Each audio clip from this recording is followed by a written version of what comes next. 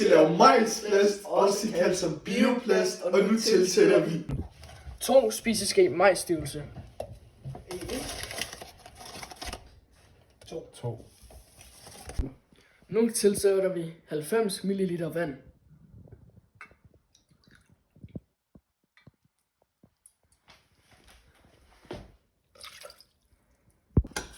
Nu mixer vi, og det skal mixes godt sammen.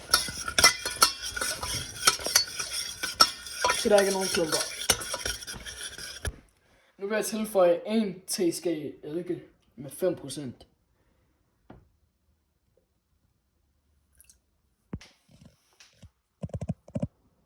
Nu tilsætter vi 1 teske rapsolie.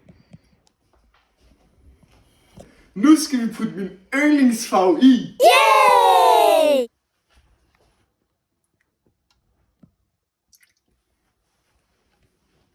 Nu skal vi røre det alt sammen. Nu vil jeg tænde kogepladen på meget lav varme, så den koger meget langsomt op. Og så vil jeg røre videre. 2 til 4 minutter.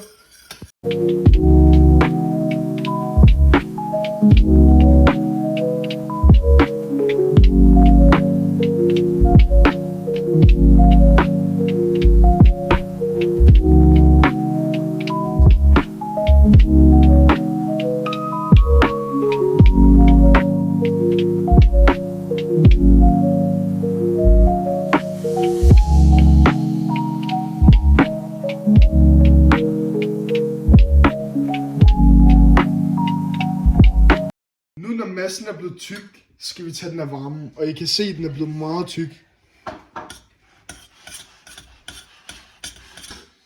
Nu skal vi tage grøden og det der plast herover. Nu tager vi det over på bagepapiret og smører det ud.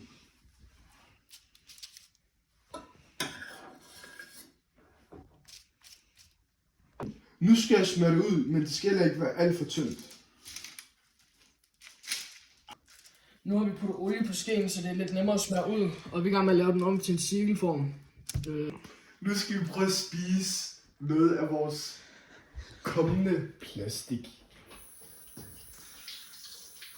Ew! Det smager ikke noget.